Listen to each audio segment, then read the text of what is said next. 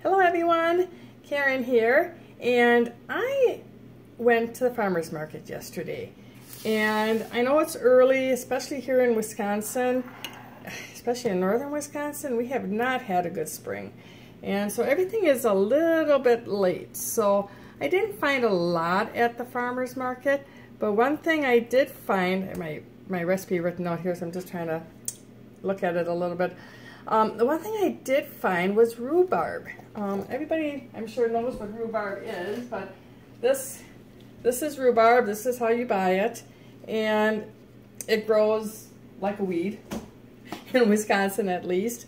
And it's something I grew up with. My mom used rhubarb a lot, and you know, really, as a young girl, I used to just take the rhubarb, cut it up like this. I used to have a bowl of granulated sugar. I know. It's like, really? And then I used to just dunk the rhubarb in the sugar and eat it. And that was my snack. Now I know better. I would never do that today. But that's what I did when I was younger. So just to give you a little bit, I have most of the stuff already cut up just because I knew you didn't need to watch me do all that. So I just cut my rhubarb like this, and then especially if your stalks are big, you're going to want to peel your rhubarb, and it just peels real easily. All you have to do is just make a little indentation with your knife there and peel it down, and it works real good. You can leave the skins on. There's nothing wrong with it. They're a little bit tougher. If you have really thin rhubarb, baby rhubarb, you know, the real young rhubarb, you could probably leave it on. It's probably not going to, you know, be tough, but otherwise it can get a little chewy. So especially in a crisp, that's what I'm making today, by the way. I'm going to make a rhubarb crisp, and because it just sounded really good. And even strawberries, you know, strawberries are just starting to get ripe right now, and usually by the 4th of July, they're done. But no, not this year, and I'm just trying to move all this stuff over here so that I can move you guys back so you can see what I'm doing. One thing I don't have is a wide counter space, so I have to make do with what I have. So I just kind of dice this up.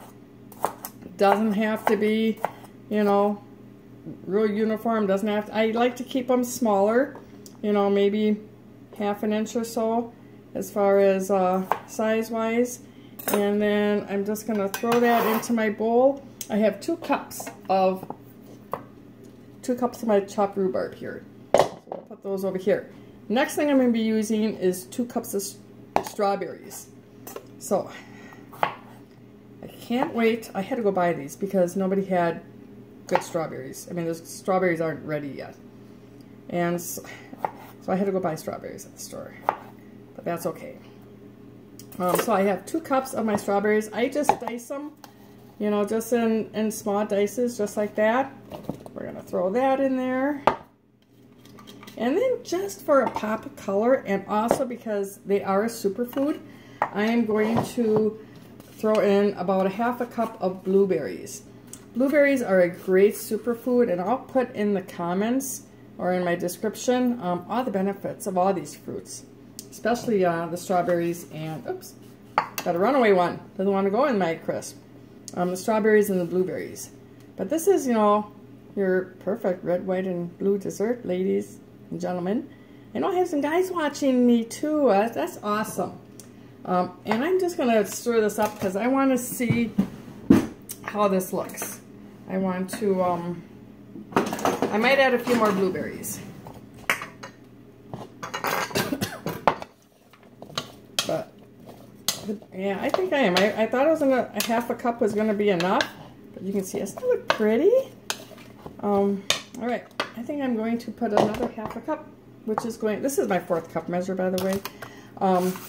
So I'm going to, I had to go buy blueberries too. I do have a bunch of frozen ones, organic frozen ones in the freezer that I bought from my farmer's market last year. But I like to save those for my smoothies because I like cold fruit in my smoothies. Yeah, that's good. Go with 3/4 cup blueberries. I think they're going to be happier. Yeah, that's what happens when I make up a recipe. So, all right, Then what I'm going to use, I do not use flour. I try to eat as much gluten-free as I can. I'm probably 99.9% gluten-free. If I'm out and I can't find gluten-free stuff, you know, and these days it's a lot easier. It really is. So I'm going to use about 2 tablespoons of my arrowroot flour or starch. So this is what that is, and it's just a nice natural thickener. So I don't use flour to thicken. You definitely could if you're not gluten-free and you don't want to do that. You definitely could use the flour.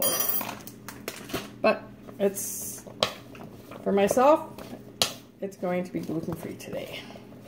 So I just kind of mix that all together like that. Now instead of using white sugar, like I would have done when I was younger, you know, just kind of throw the white sugar in my mouth and be happy, I am going to use 1/4 cup of honey. I had to put my honey in some warm water because it crystallized on me. And so, you know what, I got this from a beekeeper, and I questioned her because I was like, you know, when I happened to see her at an event I was at, and I said, you know, my honey always crystallizes on me. What, you know, what is the reason? Why does it do that? I'm like, am I doing something wrong? It's, you know, what's the deal here? And she said, no. She said, you're not doing anything wrong. She said that it happens, and it's just a natural process of the honey. But she said she had read that honey made from clover tends to crystallize faster than honey from different flowers. I didn't know that. So this one doesn't really say what kind of honey it is. Sometimes you'll see it says clover honey. So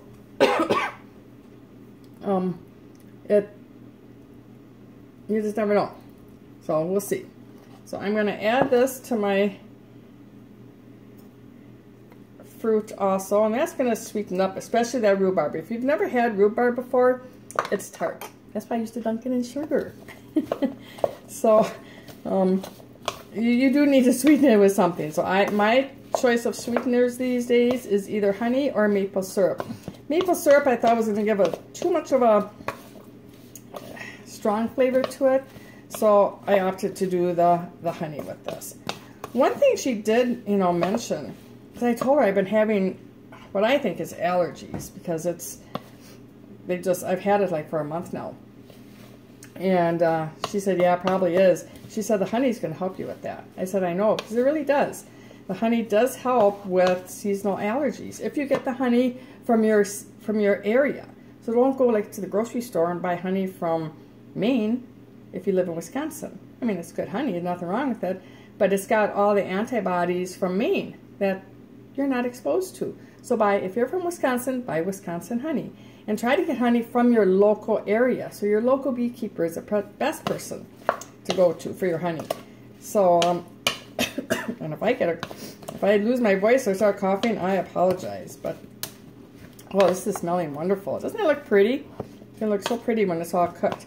All right, we're going to let that just sit there and marinate for just a little bit. I'm going to clean up my space here because I'm going to make the topping, and you don't need to see me clean up my mess. So I will come back with all the ingredients to make my topping. Okay, I'm back. So now we're having our toppings. I'm going to use about half a cup of chopped pecans, and these I just got out of the bag, you know, the chopped pecan bag. And they're not as fine as I like them. So I am going to give them a quick chop here. And they don't need a lot, but I wanted them a little finer than what that bag was offering. But you want to keep them, you don't want to like chop them to a fine pulp, because you do want that crunch. So this is what's going to give you that crunch. And then we are going to use, 3/4 cup of our almond flour. That's my almond flour. I actually make my own, so that's why it's in just a plain old plastic container here. So 3/4 cup of that. And then just for a little bit of a stabilizer, I'm going to add a little bit of tapioca flour, or you could even use coconut flour. I'm using the tapioca flour today because sharing this dessert with my husband, and he's not a big coconut fan. So I am going to use just 2 tablespoons of the tapioca flour. That's going to help just stabilize it, kind of keep it all together.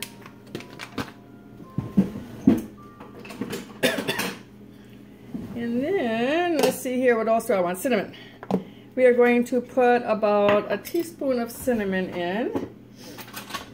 I grab the first one I see there, which is my half, so I'm going to probably use 2 of these, plus this fits in here a little bit better than my teaspoon does. Okay, and then we're going to add just a little bit of salt to this, just because the salt and the salt actually brings out the sweetness. You don't want a lot, maybe 3, I just 1, 2, 3 in there. A dash, a pinch of salt is all you really need. And then we're going to put some more honey in this too, and that's going to help keep everything together. So, my honey. And we're also going to, just going to put 2 tablespoons of honey in here. And that's, also for sweetness. And I'm going to be using some butter in here too, and that's going to actually be what helps to make it crumbly. So we have the 2 teaspoons of honey in there, just enough to give it a little bit of sweetness. And then I have my room temperature butter in here. It's probably a little bit, it's really not room temperature, I would say it's between room temperature and cold. So I'm just going to mix that together. Then I'm going to get my pastry blender out. Just wanted to mix up that honey before I did that. Now if you don't have a pastry blender, this is what a pastry blender is. If you don't have one, go ahead, if your hands are clean, go ahead and you can definitely do this with your hands. Now get your hands in there and really just work that butter and that flours together. And hubby is coming into the door here. Gotta get this done before he got home. Alright. The reason you can use your hands. The reason I tend not to use my hands is because you're going to warm up that butter. But I do want this a little bit finer, so I'm going to just do that, and then I'm going to have to turn you off so that I can wash my hands. And then it's just putting it together and baking it.